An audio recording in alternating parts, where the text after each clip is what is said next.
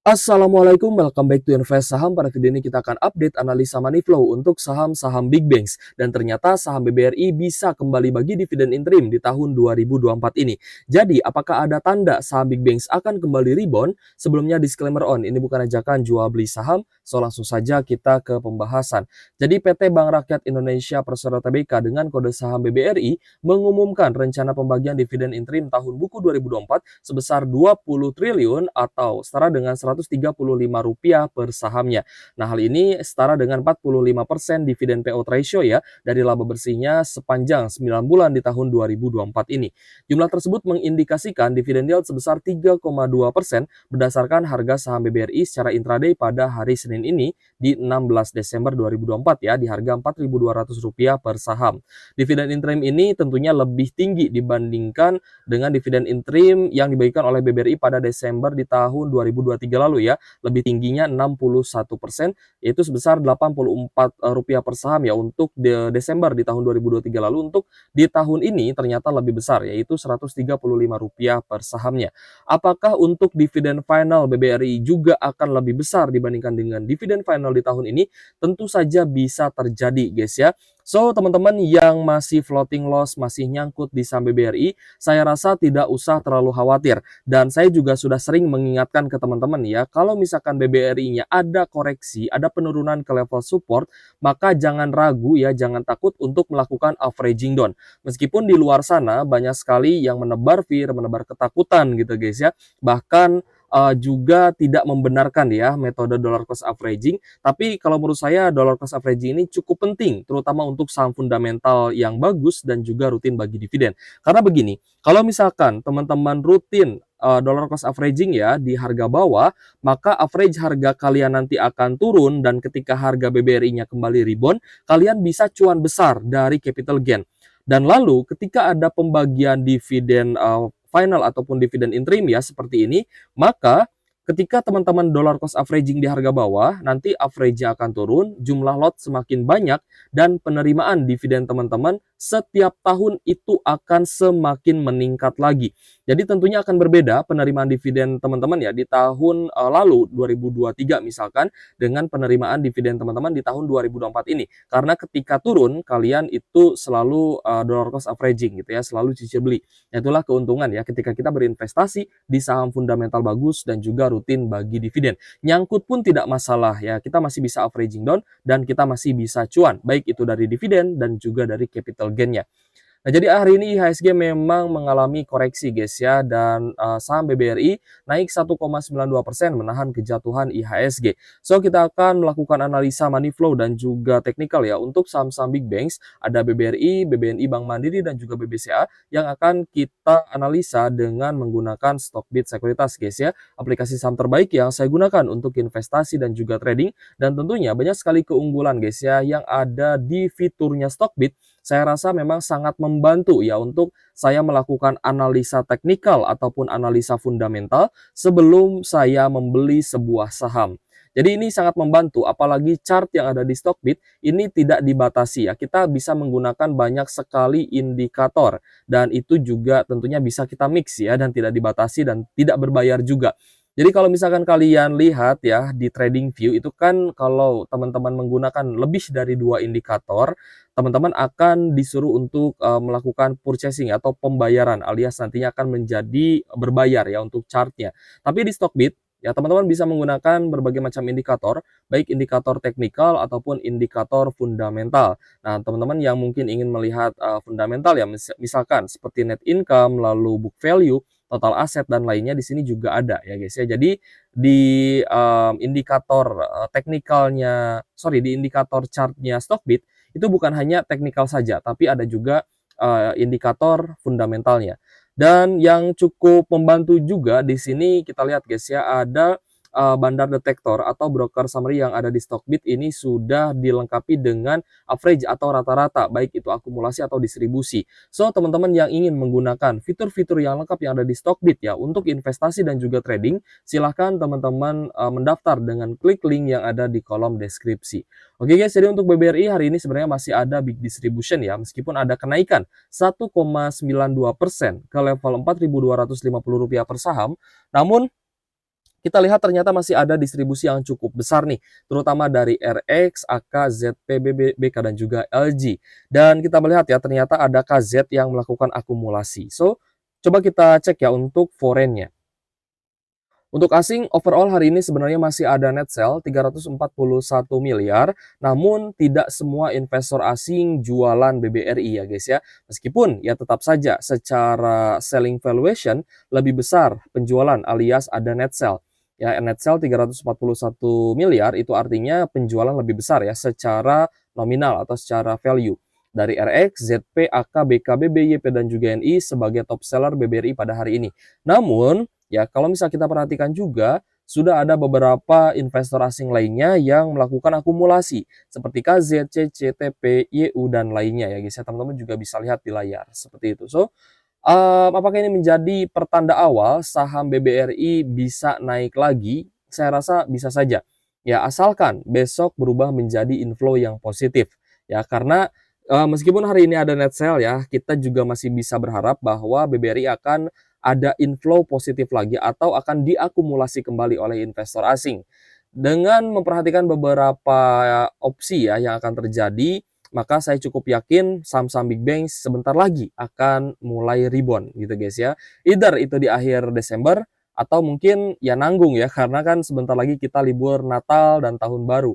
Ya mungkin nanti reboundnya di awal Januari juga tidak masalah ya, karena kita punya long term view, ada porto yang memang untuk invest jangka panjang, ada juga porto yang memang untuk swing trading ya, terutama untuk saham-saham big banks seperti itu. So, untuk BBRI dengan kenaikan hari ini 1,9% ya, di Rp4.250 per saham, apakah masih cocok untuk kita cicil beli? Di bawah 4.300 masih masuk ya untuk kita cicil beli atau dollar cost averaging. Jadi saya pribadi tadi mulai beli BBRI itu di 4220 guys ya. Nanti mungkin ya mungkin next day atau besok ya saya akan tunjukkan ke teman-teman average yang saya punya. Tapi kalau misalkan besok turun lagi, saya akan beli lagi di harga yang lebih murah, karena untuk level saat ini saya rasa sudah sangat oke nih untuk apa ya, untuk akumulasi kembali BBRI gitu ya. Kembali lagi disclaimer on.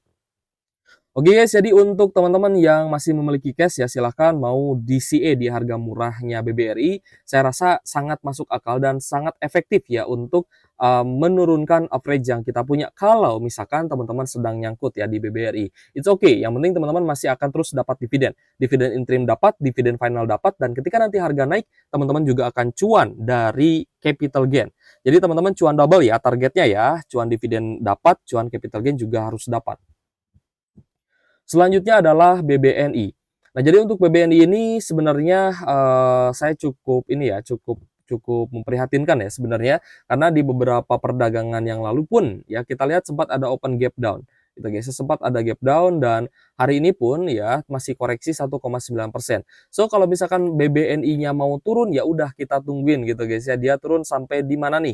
Apakah akan sampai di 4.300 ya? Kalau misalkan sampai di 4.300 ya udah nanti kita belinya di harga bawah aja gitu ya. Karena masih ada beberapa minggu lagi sampai nanti musim apa gitu ya, sorry, sampai nanti awal tahun baru 2025 gitu ya. Karena ya kalau misalkan tidak ada window dressing pun ya kita tidak masalah gitu. Yang penting kita tetap waras lah dalam berinvestasi. Tidak ada emosional ya, tidak ada fear and greed yang berlebihan gitu guys ya. So untuk BBNI hari ini koreksinya saya rasa cukup menegangkan ya, karena gap down juga di Rp4.640 per saham ya untuk closing hari ini, dan ada distribusi terutama dari RX, BK, KZ, dan juga MG. Namun kita melihat investor retail akumulasi nih ya. Padahal untuk BBNI sebenarnya penurunannya saya rasa masih akan terjadi ya guys ya, masih bisa turun lagi. Jadi untuk BBNI saya sih masih santai. Sedangkan untuk BBRI ya, karena hari ini pun sudah ada lagi pengumuman dividen ya, maka BBRI malah berpotensi akan naik lebih awal.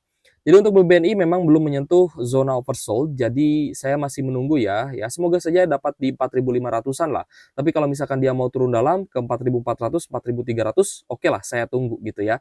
So hari ini net sell BBNI itu 119 miliar. Jadi masih ada net sell asing dan retailnya masih terpantau akumulasi, jadi masih ada potensi untuk turun, sehingga teman-teman juga ya silahkan untuk DCA dan beli saham BBNI di harga yang lebih murah. Selanjutnya adalah Bank Mandiri ya, di mana BMRI juga sempat turun ke area low di 5.975, namun hari ini ada kenaikan tipis 0,8% ya, close di 6.075 guys. Jadi untuk Bank Mandiri kita lihat ya sempat breakdown di bawah level support 6.000 ya, namun kembali naik dan hari ini kita lihat cukup netral, namun top 1 ada akumulasi itu dari RX ya, 139 miliar untuk akumulasi RX.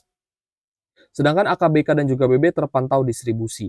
Namun ternyata di Bank Mandiri ini ada net buy asing 45,7 miliar ya akumulasi dari investor asingnya. Tapi kita masih menunggu di oversold ya, semoga dikasih harga yang lebih murah lagi di 5.800. Kalau misalkan mau turun di bawah itu pun ya it's okay ya, kita tunggu di harga murahnya. Oke guys, jadi untuk Bank Mandiri masih bisa bagi dividen final dan semoga nanti dividen final dari saham Big Banks bisa lebih tinggi ya dibandingkan dengan dividen final di tahun 2024 tahun ini. Sedangkan untuk BBCA hari ini ada sedikit kenaikan 0,5% di Rp10.100 per saham dan kita lihat juga memang belum oversold ya. Jadi kita anggap sampai akhir tahun 2024 ini masih ada potensi saham-saham Big Banks juga BBCA akan turun lagi. Jadi BBCA ada normal distribution terutama dari KZ, BK dan juga MG. Namun AK, ZP dan RX terpantau akumulasi. So kalau misalkan nge-swing lagi ke area swing low-nya di 9.700-an, maka kita akan senang ya guys ya untuk akumulasi BBCA di harga yang lebih murah lagi. Nah, kenapa kita bilang ya masih ada katalis yang sebenarnya bisa membuat saham Big Banks ini kembali turun? Alasannya sederhana guys ya, dimana sebentar lagi akan ada pemangkasan suku bunga dari The Fed ya, kemungkinan 25 BPS, tapi kita belum tahu ya guys ya, apakah inflow-nya akan masuk ke IHSG atau tidak gitu ya. Jadi meskipun tanggal 18 nanti The Fed pangkas suku bunga 25 BPS, kita belum tahu inflow-nya ini akan lari kemana paling besar. Apakah akan masuk ke saham US, apakah akan masuk ke market kripto dan juga Bitcoin, atau malah akan masuk ke emerging market termasuk ke IHSG. Dan hari ini kalau misalnya kita perhatikan ya, rupiah, IHSG dan surat utang negara tetap tertekan dikala surplus dagang naik tajam. Jadi surplus dagang kita itu mengalami kenaikan. Namun rupiah kita ya guys ya, IHSG hari ini juga masih koreksi 0,9% dan masih ada net sell asing ya di market reguler 579 miliar untuk all market 622 miliar. Itu masih ada net sell. Jadi kalau misalkan ditanya apakah terjadi window dressing atau tidak ya kita belum tahu gitu ya. Tapi ya kita expect ya kita melihat for the worst terlebih dahulu ya. Kemungkinan terburuknya tidak ada atau tidak akan jadi window dressing selama rupiah kita masih tertekan. Nah, untuk hari ini sempat naik ya ke Rp16.037 per 1 USD ya guys ya. Memang cukup sideways, namun kita lihat rupiah kita masih tertekan di level 16.000 per 1 US dollarnya. Dan ya kembali lagi guys ya, berbicara tentang inflow yang akan terjadi setelah pemangkasan suku bunga oleh The Fed. Sekali lagi saya tekankan ke teman-teman ya, untuk teman-teman yang masih nyangkut ya di saham, pastikan sahamnya minimal itu masih bisa bagi dividen ya, rutin bagi dividen sehingga teman-teman yang mau averaging down tidak takut ya untuk beli di harga bawah untuk menurunkan average-nya dan kalau misal fundamentalnya masih bagus, kinerjanya masih bagus, ada kenaikan ya dari sisi laba, ada potensi harga saham bisa naik lagi dan kalian bisa berbalik cuan dari yang tadinya minus ya guys ya. Mungkin ada yang minus puluhan juta, ratusan juta dari minus sekian banyak gitu ya. Kalau misalkan kita cut loss kan sayang ya. Apalagi sahamnya saham bagus gitu ya. Nah, harapan kita adalah ketika kita averaging down, harga sahamnya ketika naik kita akan berbalik profit. Itu yang sebenarnya terjadi. Ya berbeda dengan teman-teman yang dikit-dikit cut loss gitu ya, tanpa memperhatikan fundamental pun ya pasti akan sering cut loss gitu ya. Apalagi kalau misal teman-teman tidak tahu apa yang kalian beli itu saya rasa lebih lebih apalagi ya, lebih parah lagi lah. Resultnya akan berbeda dengan teman-teman yang rajin belajar, ya rajin evaluasi terkait dengan cara entry, cara take profit ya, ataupun pembagian dari portonya nih. Ini porto untuk swing atau untuk investing. Itu juga harus diperhatikan. Oke guys, jika ada pertanyaan boleh tuliskan saja di kolom komentar ya. Terima kasih sudah menonton. Dan untuk teman-teman yang ingin mendaftar di Stockbit Sekuritas, silahkan klik link yang ada di kolom deskripsi. Oke guys, thank you for watching. See you on the next video. Wassalamualaikum warahmatullahi wabarakatuh.